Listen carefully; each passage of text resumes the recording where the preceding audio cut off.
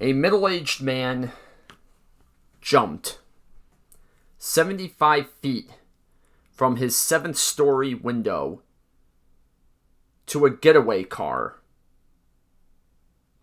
A pair of bolt cutters clipped the tracking device that was around his ankle. After 15 years of imprisonment on bogus charges, Ivan Simotovitz was escaping from Venezuela. In 2014, Ivan had been moved to house arrest for 19 different imprisonment-based illnesses. Knowing this was his only chance, he escaped in a getaway car and spent 3 weeks evading security. A 14-hour fishing boat ride got him to the Caribbean islands, where he there fled to the United States. Ivan could recall when Venezuela was the wealthiest nation in South America. The per capita income rivaled that of China and Japan to almost meet that of U.S. citizens. The people of Ivan's day enjoyed religious freedom, political freedom, personal dignity, and economic opportunity. But when the oil prices dipped in the 1980s and then again in the 90s, their economy experienced a dip, and that dip became a dive. And in 1998, the people of Venezuela elected Hugo Chavez as president. Once in power, Hugo immediately implemented the playbook of the Soviet Union, Cuba, and China. His first task was to rewrite the Venezuelan Constitution, guaranteeing its citizens the so-called free rights of government, provided health care, free college education, and social justice. When the Supreme Court ruled against Chavez on several important issues, he responded by stacking the court with 12 new justices, all of which were loyal to him. Once he was re-elected in 2006, he moved quickly to nationalize the media, now since he had control of the courts. He removed every voice of dissent under the guise of misinformation. He then authorized government agencies to seize private wealth and property from its citizens, all in the name of fairness and equity. He nationalized all places of work, from the oil industry to the grocery stores, and in his final step, he eliminated term limits, setting himself up to rule for the rest of his life in the style of the Soviet Union's Stalin and Cuba's Castro. Now, does any of this sound familiar to you? Chavez died from cancer in 2013, but his hand-picked successor, Nicolas Maduro, continued his work, going even farther to force a Marxist system on the Venezuelan people. Now, right now, you may be wondering what any of this has to do with you and why you should care. Well, you should care. You should really care. Because socialist visions and policies are invading the United States. You will hear it discussed under 4 different names. Some call it socialism, communism, Marxism, and cultural Marxism. Socialism seems to have some kind of hypnotic power over many thinkers, and it's spilling into the common culture. A 2020 Axiom poll showed that 40% of Americans have a favorable view of socialism. This was up from 36% in 2019. Even more frightening, 47% of millennials and 49% of Generation Z view socialism favorably. In an excerpt from Feliz Salman's book called Gen Z Prefers Socialism to Capitalism, 61% of Americans between the ages of 18 and 24 view socialism favorably. 61%. So, I have talked a little bit about what socialism is, but let's go really deep into it. What socialists believe. Socialists believe that the world's means of production, such as infrastructure, farms, factories, natural resources, and medicines, and more, should be under the control of the people. In other words, society as a whole should own all the raw materials and the systems that produce wealth. In a free market system, these materials are controlled by companies or individuals. But in socialist societies, they are owned by the people. The problem is, there is no way to make decisions by such a loose concept as the people. So under socialism, the government becomes the sole authority and controller of the means of production. Unfortunately, governments are controlled by specific people, often the kinds of people that seek power, the kind of people who are corrupt, greedy people, selfish people, and most importantly, violent people.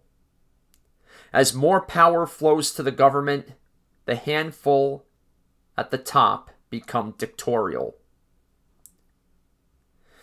But to understand socialism as it is in our culture today, we must first know the roots of socialism. The originator of socialism was a man known as Karl Marx. And when you understand who he was and what he believed, you will be able to trace a lot of what's wrong in the world today right back to him. If you study the life of Karl Marx, you will learn that he wasn't just a hater of God, but he was a cheerleader for the devil. The biographer known as Robert Payne, who wrote the book Marx, a biography, said this about him. He had the devil's view of the world and the devil's malignity. Sometimes he even seemed to know that he was accomplishing the works of evil. Karl Marx died in despair on March 14, 1883. And just before his death, he wrote to his friend Engels, "How pointless and empty is life, yet how desirable." He was buried in the Highgate Cemetery, considered the center of Satanism in London. And today, Karl Marx is ruling the world from his grave. And here are some characteristics of his ideology. Marxism is anti-God. Paul Kengar wrote in his book, The Devil and Karl Marx. Karl Marx hated religion and spirituality. He saw it as a source of oppression. To him, religion was the opium of the people. And for communism to succeed, loyalty to the church had to be replaced with loyalty to the state. At one point, he described God as medieval mildew that needed to be scraped away. Now, despite what some people may argue, Marxism is not compatible with the free expression of religious beliefs or spirituality. You cannot be a Christian spiritualist, a Christian socialist. You cannot be a spiritualism socialist or a Buddhist socialist. The understanding of these religious beliefs and socialism are totally opposite. They contradict each other. So, Marxism is anti-God. It's not atheistic. Atheists might be attracted to socialism, but Marxists, they do believe in God. They just hate him. They try to push him out. And one of their sayings is, we're going to rid the world of capitalists, and we're going to rid heaven of God. That was their motives. So what else is there about socialism? Marxism is totalitarianism.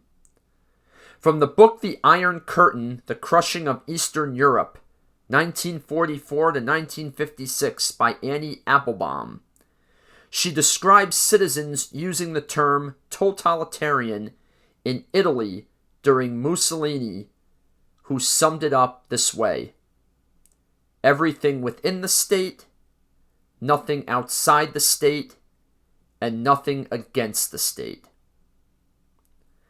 So socialism is anti-God, it's totalitarian.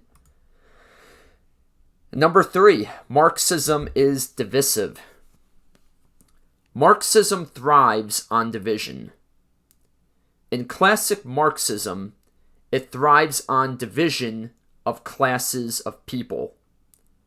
The oppressors against the oppressed, the bosses against the workers. Hugo Chavez went out of his way to ensure that the poor people hated the wealthy. And in today's cultural Marxism in the United States and in the West, the divide is often racial. Whenever a socialist can't figure out how to respond to an issue, they always, and I mean always, every time call it racist. Now, everyone knows that there are still racial issues that need to be resolved in America. But the real issues get lost in the avalanche of unwarranted accusations. And so there is never any time to devote attention to the real issues. You see, when everything becomes racist, nothing is racist. And Marxism is using this issue to make headway into our culture. And next, number 4, Marxism is deadly. Spirituality leads to life. Marxism leads to death.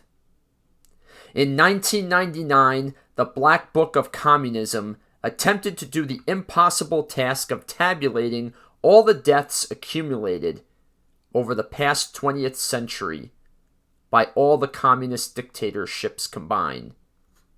And here were their findings. Latin America, 150,000 deaths. Eastern Europe, 1 million deaths. Vietnam, 1 million deaths. Africa, 1.7 million deaths. Cambodia, 2 million deaths. North Korea, 2 million deaths. USSR, 20 million deaths. China, 65 million deaths. Communism leads to death. Wherever you go across the globe, you will see the deadliness of it. And it's all from the heart of the evil Karl Marx.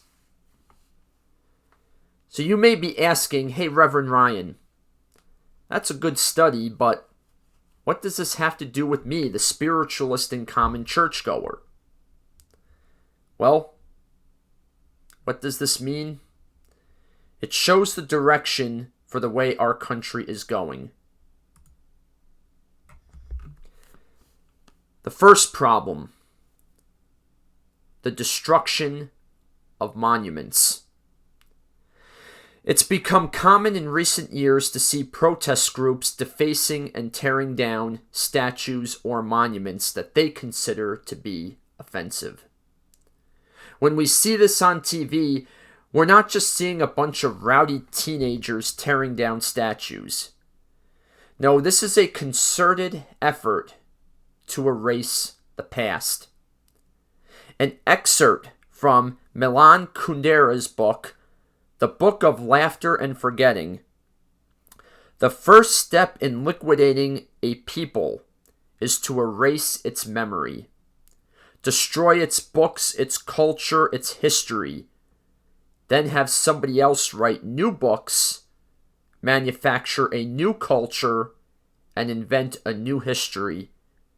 And before long, the nation will forget what it is and what it was. It is not surprising, in many religions, the word remember shows up multiple times. Christianity, it comes up 164 times. And in spiritualism, we are always taught to remember all the good Spirit has done for us, so that we remember what we have accomplished and overcome. Let us remember all God has done for us. Because of past mercies, we can build a future of grace. Number 2 is cancel culture. It's not just statues that are getting torn down with Marxism. It's also anyone who doesn't kneel at the feet of prevailing political passions. You are canceled if you do not agree. In cultural Marxism, there is no room for dissenting opinions. Are we seeing that today? Absolutely. Number 3, dismantling of the nuclear family. Marxism reaches its icy cold fingertips right into your very home, and it comes for your children. Marxists want to raise your children, not you.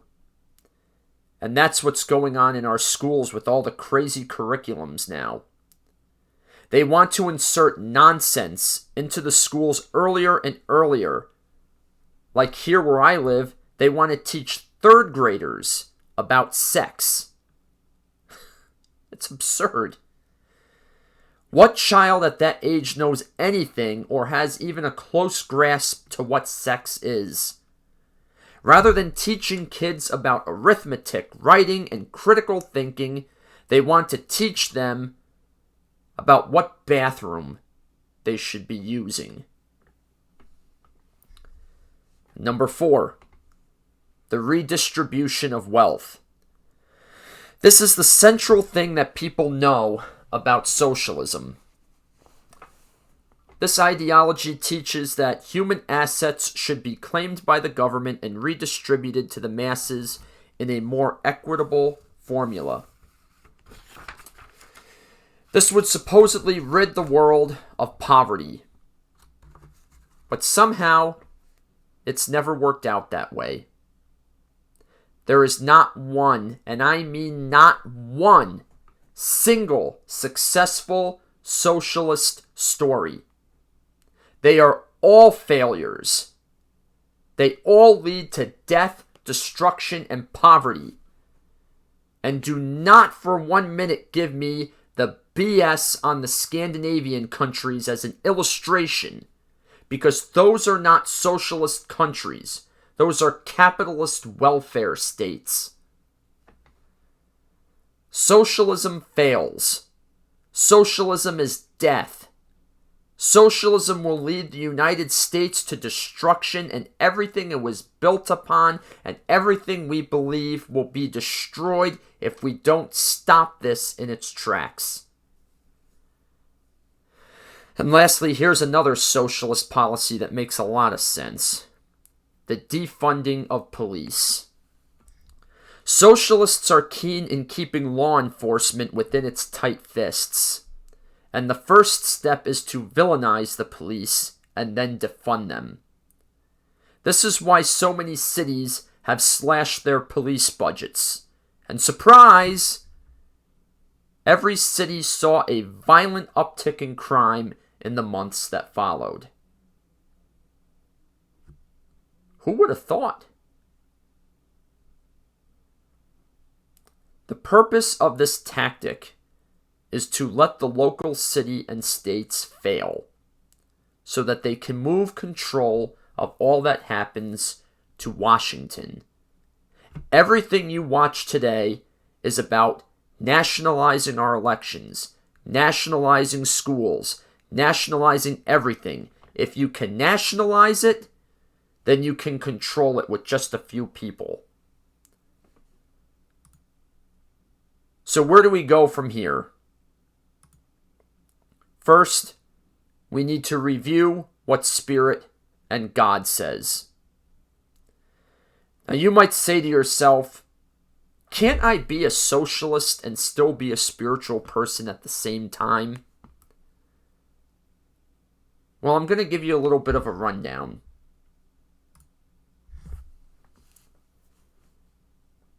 This is what different major religions all throughout the world have to say about socialism versus capitalism. Buddhism affirms ownership of private property, known as Athasuka. I hope I pronounced that right. Christianity condemns theft and covetousness in Exodus 22 and Exodus 20, verse 17. Judaism promotes savings in the Ketuvim.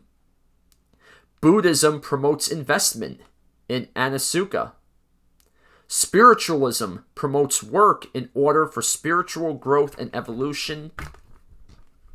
And Christianity teaches that the laborer is worthy of his wages in Luke 10, verses 7.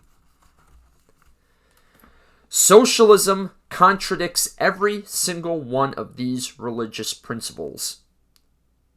You cannot be spiritual and believe what socialists want you to believe. You can't. So where else do we go from here? Refuse to live by lies. Revelations in the Bible says that there will come a day when evil will become good and good will become evil. And I guess we're living in those times. You don't have to live by lies, though. So much of what we hear in our culture today has absolutely no connection to common sense. Refuse to live by lies. Just because someone in power or in the news says it's true, doesn't mean that it is true. Number 3, rethink small groups. As COVID has taught us, small groups are necessary in rough times. I believe with all my heart that as we walk into these next days, with all the craziness going on around us, if we are not in a small group with like-minded people who match our vibration and energy, then we are setting ourselves up to get picked off. Get into a small group of people who are like you, who will stand by you, and who will pray for you. We all need to hold hands with each other, especially with those who will stand with us and help us to stay strong. The fourth one is, which I didn't make a slide for it, resist any way you can. We ought to obey God rather than man. There are times in which you can resist, and when Spirit shows you that time in your heart, you ought to. And then you do it.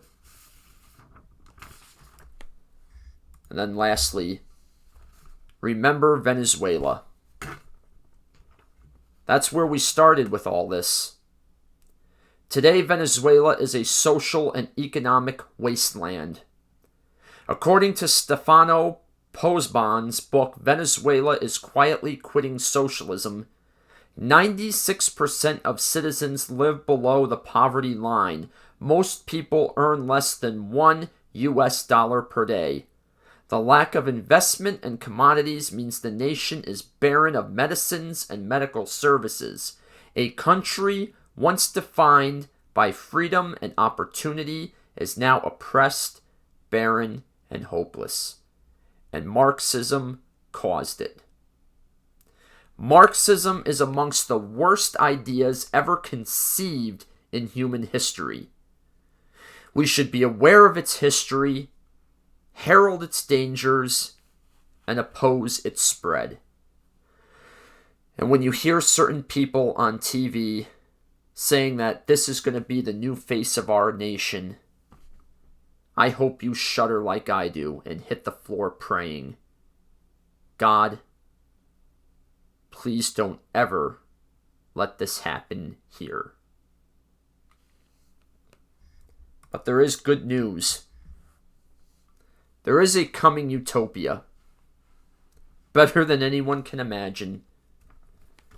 There will come a day when the governments of this world will be upon the shoulders of the Galactic Federation of Light, which models itself off the spirit realm. And Sananda Kumara, also known as Jesus in his Pleiadian form, will return and things will be different. And none of the governments you see today will be existing anymore. There will be no Democratic Party, no Republican Party, no more Tories or Labor, no more socialism. Their time is short and running out.